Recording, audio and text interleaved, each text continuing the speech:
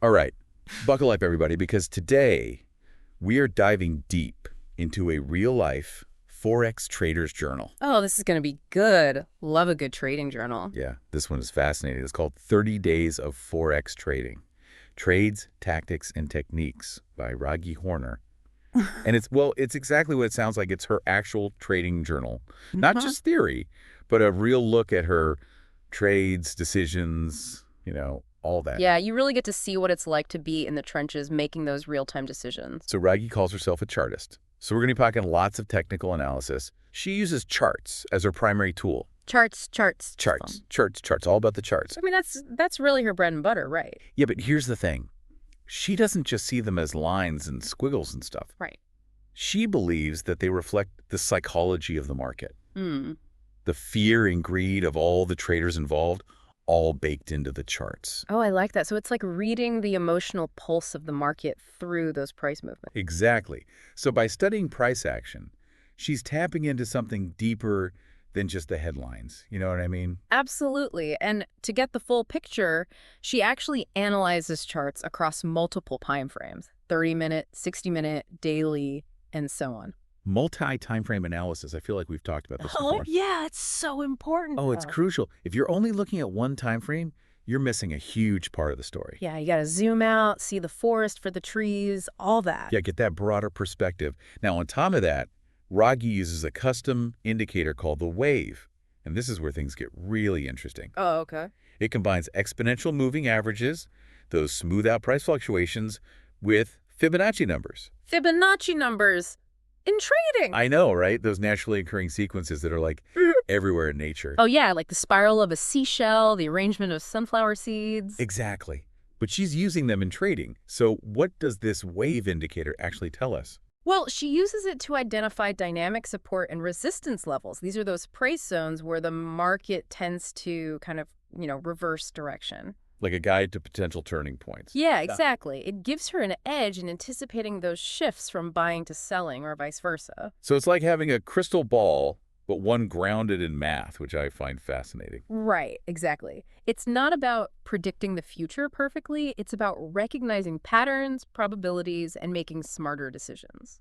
Okay, so Raghi doesn't just use one strategy for every situation, right? No, absolutely not. One size fits all doesn't really work in trading. No. She focuses on two main styles: momentum trading and swing trading. Right, so momentum trading, that's like catching a wave right as it breaks, capitalizing on those bursts of energy in the market. Okay, and swing trading. Swing trading is more like riding the wave as it develops, taking advantage of those established trends. So it's like choosing the right surfboard depending on the waves. Yeah, You wouldn't want to ride a tiny board on a massive wave. exactly. You need the right tool for the job. And speaking of tools, to identify these waves, these trends, she uses another essential concept: support and resistance. I've heard these terms thrown around a lot, but for our listeners who are new to trading, could you break it down? Sure. So support is that price level where buying pressure is strong enough to prevent the price from falling further. It's like a floor. And resistance is the opposite, a ceiling where selling pressure prevents the price from going up further. So they act like boundaries for the price action. Yeah, exactly. And these levels can be identified using trend lines, horizontal lines, Fibonacci retracements, and pivot points. Wow, it's a whole toolbox for analyzing charts. It is. And once she identifies those levels, she uses different types of orders to enter and exit trades strategically, like market orders, limit orders. Okay, so those are the basics, but she also mentioned something called conditional orders, which sound a bit more complex. Yeah, so conditional orders are like setting up an if-then statement for your trading. Like if this happens, then do that. For example, a stop-loss order automatically exits a trade if the price moves against you by a certain amount. Protects you from those big losses. So like a safety net. Takes the emotion out of the equation when things get crazy. Exactly. Especially important in the Forex market, which Yeah. is open 24/7. Can't always be glued to the screen. Right, it's like having a trading autopilot. But all these tools and techniques wouldn't matter much without the right mindset, right? Oh, absolutely not. This is where Raghi's focus on trading psychology comes in. Discipline, managing emotions, avoiding impulsive decisions. She specifically mentioned something called revenge trading. What is that exactly? Oh, revenge trading. That's when you jump back into the market after a loss, trying to win back your money immediately. Oh, I've been there. Oh, yeah. Well, we all have. It's driven by pure emotion, and it rarely ends well. It's like chasing your losses down a rabbit hole. You just keep going deeper. Exactly. Ragi's all about having a plan and sticking to it no matter what. So it's more about managing risk and probabilities than trying to predict the future perfectly. That's it. You got it. All right, so we've laid the foundation here. From her reliance on technical analysis to her unique use of the wave indicator, her emphasis on matching trading styles to market conditions, and the crucial role of trading psychology. Now let's actually step into her trading journal and see how this all plays out in real life. Yeah, let's get into the nitty-gritty. Let's start with day 1, January 31st. We get to see her thought process as she scans the charts, looking for what she calls blips on her radar, those initial signs of potential trading opportunities. All right, let's see what blips she's picking up on. This is where it gets really interesting. Yeah, let's do it. So, day 1 of the journal, January 31st, a Tuesday. She's scanning the charts, looking for those blips on her radar, those hints of potential trades. And remember, she mainly trades the 6 major currency pairs, right? So that means she's paying close attention to the US dollar. Oh, absolutely. The dollar's a big player in the Forex market.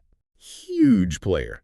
So she starts by assessing the overall market sentiment, seeing how the dollar's doing, which currencies are moving against it, kind of like taking the market's temperature. Yeah, get a feel for the overall environment before jumping into anything specific. Exactly. So what catches her eye on this particular day?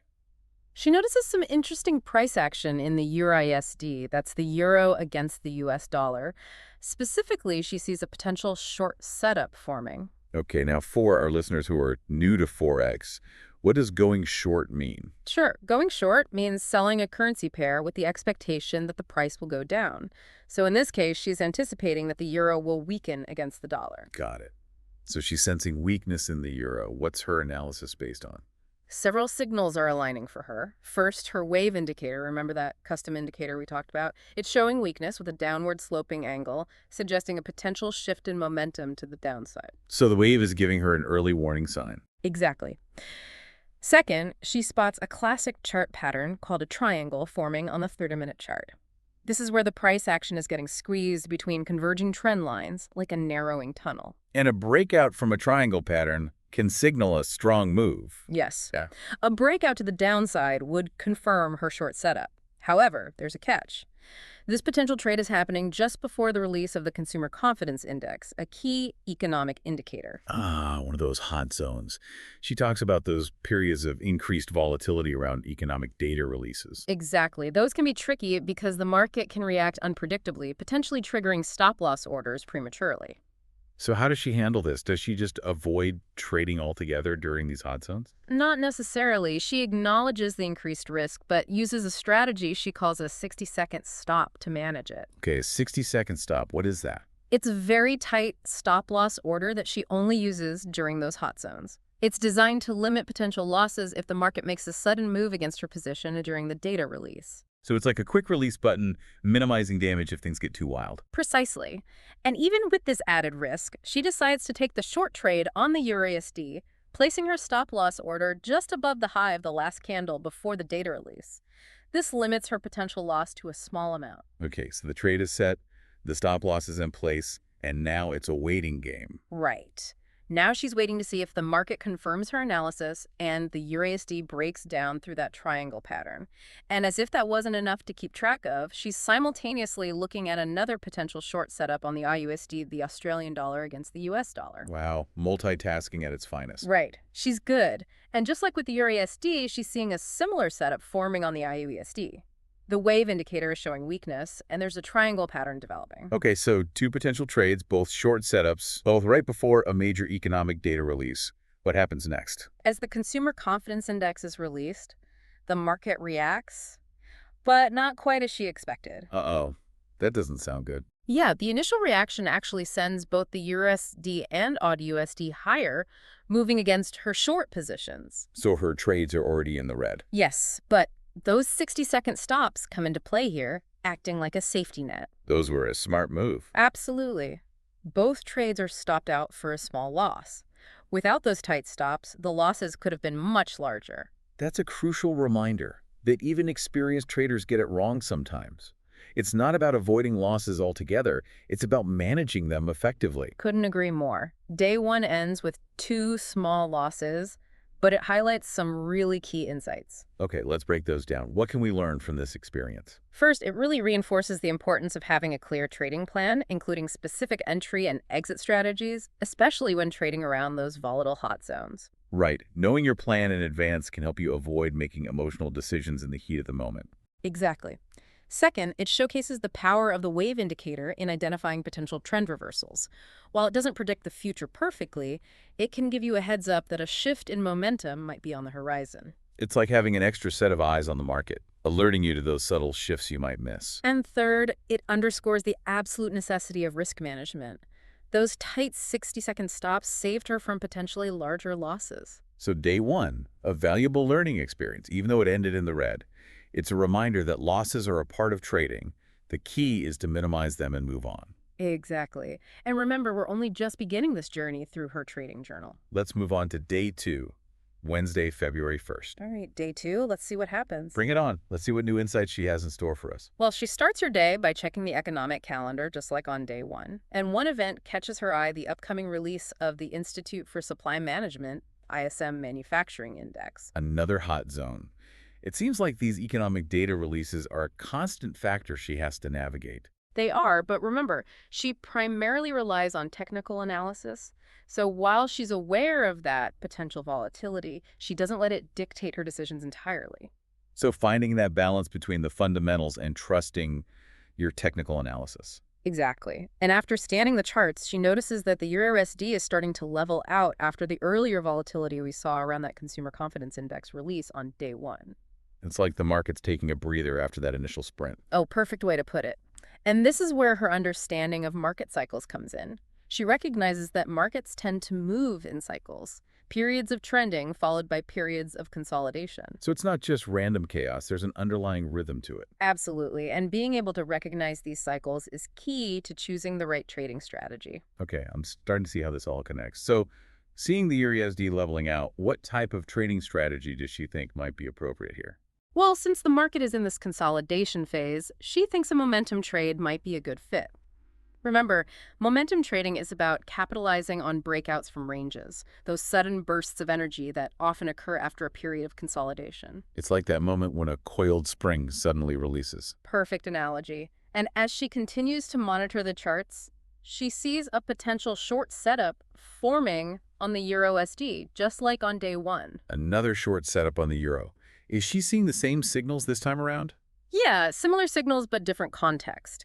The wave indicator is still showing weakness, and a triangle pattern is forming on the 30-minute chart, but now she's considering this setup in the context of a consolidating market, which favors that momentum breakout strategy. So she's not just blindly applying the same patterns over and over again, she's taking into account the broader market conditions. Exactly. But there's another factor she's considering, that upcoming ISM Manufacturing Index release, which is scheduled for 10:000 a.m. EST. Right, that hot zone we talked about earlier. Yeah. How does this affect her decision? Well, she knows the data release could inject some volatility into the market, potentially disrupting her trade. But she also recognizes that this potential short setup is aligning with her overall analysis of the market. So she's weighing the potential reward against the potential risk. It's a classic trading dilemma. It is. And in this case, she decides the potential reward outweighs the risk. She decides to take the short trade on the EUR/USD. So she's going for it.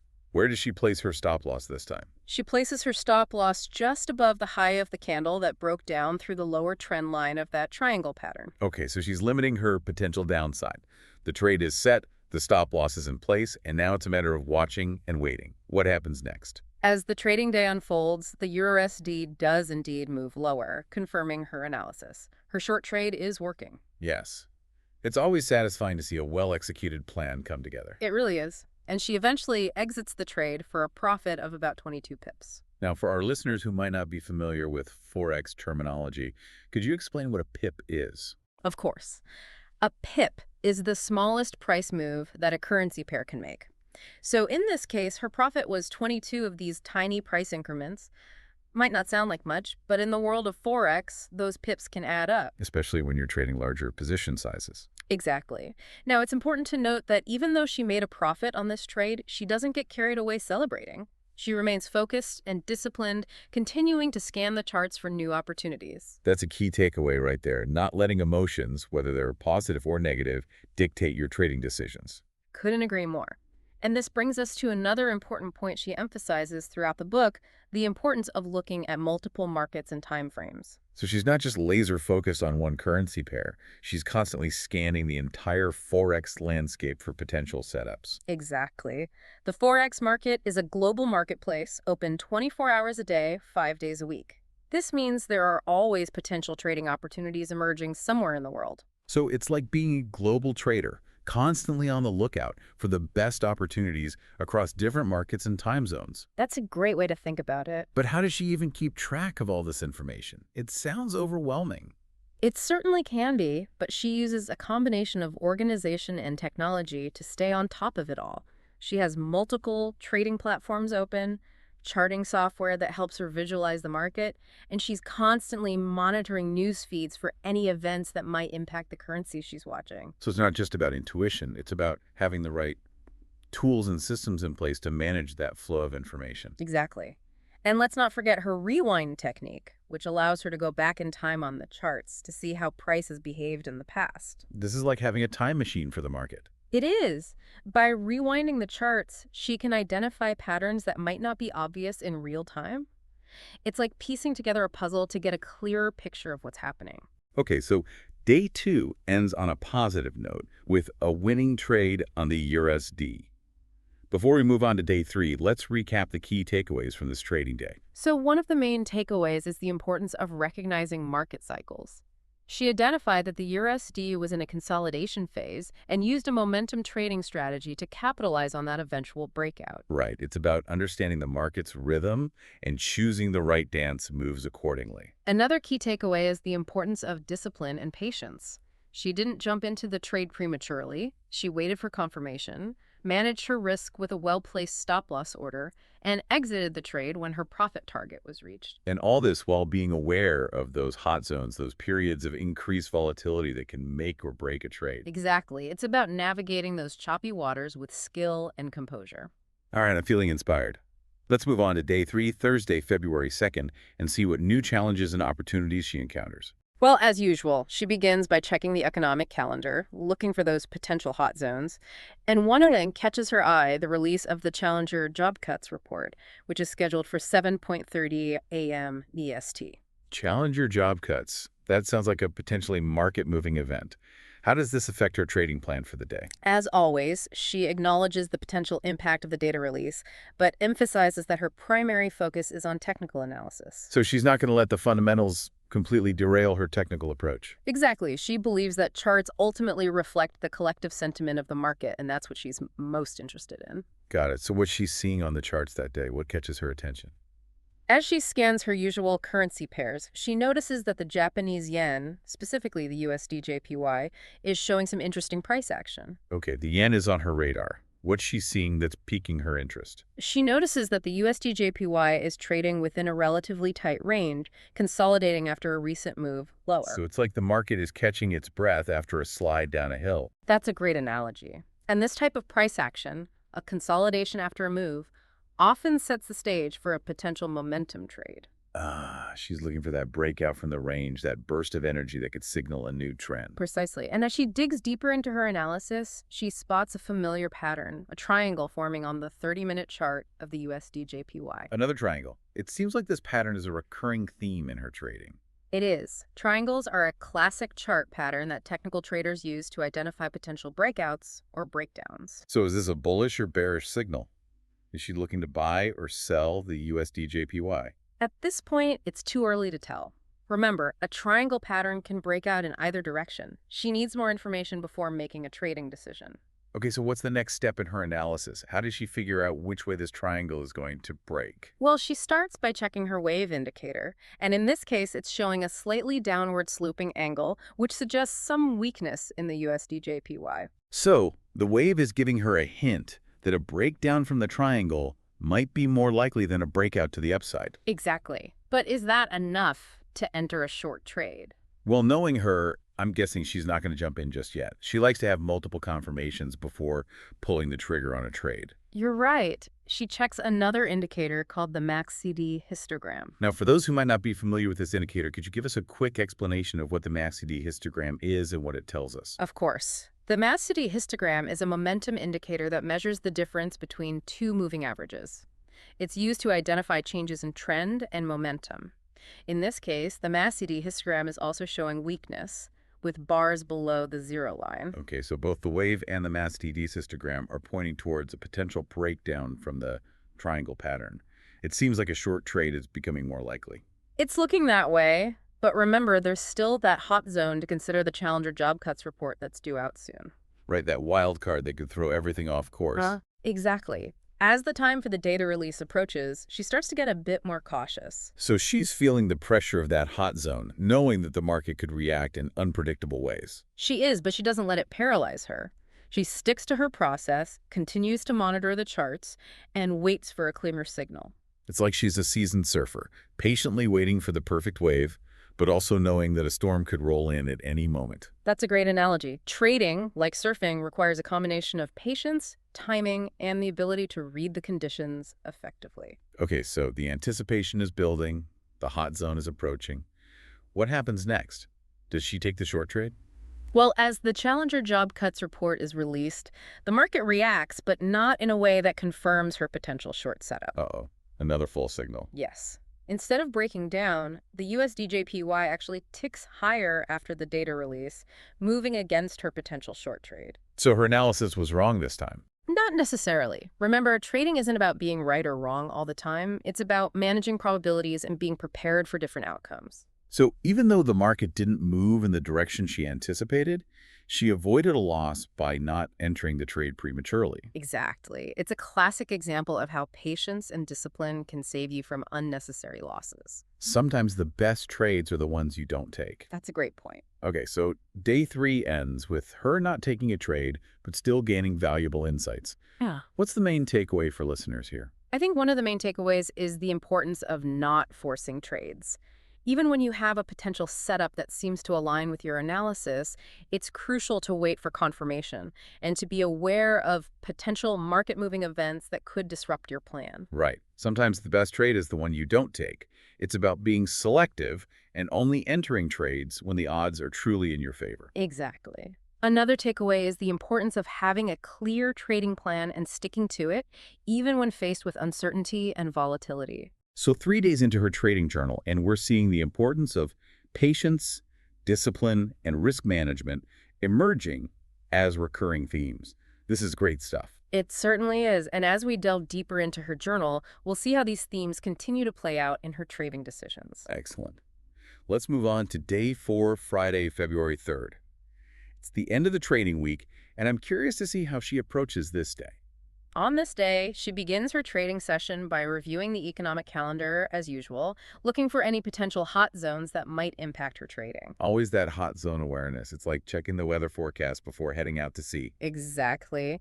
And one event that catches her attention is the release of the U.S. non-farm payrolls report, a key economic indicator that often injects significant volatility into the market. Non-farm payrolls, that's a big one, right? It Yeah. measures job growth in the U.S. economy, which can have a ripple effect across global markets. Precisely. It's a report that traders watch very closely, and she knows that the release could create some exciting trading opportunities, but also some potential pitfalls. Okay, so she's got this major hot zone on her radar.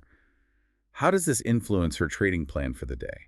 Well, knowing that the non-farm payrolls report is coming out later in the morning, she decides to focus on shorter-term timeframes, specifically the 30-minute and 60-minute charts. Make sense? With increased volatility expected, she wants to be able to react quickly to market moves. Exactly. And as she scans the charts, she notices that the euro, specifically the euro IDUSD, is showing some interesting price action. The euro is back on her radar. What's she seeing this time? Well, she notices that the EURUSD has been trading within a relatively tight range, consolidating after a recent move higher. So it's like the market is taking a pause after an upward climb, gathering energy for the next move. Precisely. And this is where her understanding of chart patterns comes in. As she analyzes the 30-minute chart of the EURUSD, she spots a familiar pattern, a triangle forming. Another triangle pattern. It seems like she has a knack for spotting these. She certainly does. And remember, triangle patterns are a classic chart pattern that can signal a potential breakout or breakdown. Right, so she's seeing this triangle forming on the Euro USD. Is this a bullish or bearish signal? At this point, it's too early to say. A triangle pattern can break out in either direction. She needs more information to make a trading decision.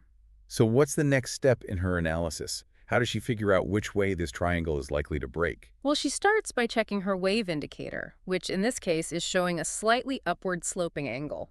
This suggests some underlying strength in the Euro USD. Okay, so the wave is giving her an early indication that a breakout to the upside might be more likely than a breakdown. Exactly. But is that enough to enter a long trade? Again, knowing her, I'm guessing she's not going to jump in based on one indicator alone. She likes to have multiple confirmations. You're right. She also checks the Mercedes histogram, which we discussed earlier, and it's also showing strength with bars above the zero line. Okay, so both the wave and the Mehdi histogram are suggesting a potential breakout to the upside. This is starting to line up nicely for a long trade. It is. But before entering a trade, she considers one more crucial factor, the upcoming non-farm payrolls report. Right, that major hot zone looming on the horizon. How does this impact your decision? Well, she knows that the data release could create significant volatility, potentially disrupting her trade, so she decides to wait for the report to be released before making a final decision. That sounds like a prudent approach. It's like waiting for the storm to pass before setting sail. Exactly. It's about balancing the potential reward of a trade with the potential risk of adverse market conditions. Okay, so the anticipation is building. The non-farm payrolls report is released. How does the market react? As the report hits the wires, the market reacts and it confirms her analysis. Yes, her patience paid off. The EURUSD surges higher, breaking out of that triangle pattern with conviction. Her long trade setup is triggered. Exactly, and she quickly enters a long trade, placing her stop-loss order below the low of the breakout candle. So she's in the trade, riding that upward momentum. How does the trade unfold? The USD continues to rally, pushing higher and higher. This is what traders dream of, right? Catching that big move. It certainly is. And as the trade moves in her favor, she trails her stop-loss order higher, locking in profits and minimizing potential losses. That's a smart move. She's protecting her gains while letting the trade run. Exactly. It's a classic risk management technique that allows traders to maximize profits while minimizing potential losses. Okay, so the trade is going well, her profits are growing.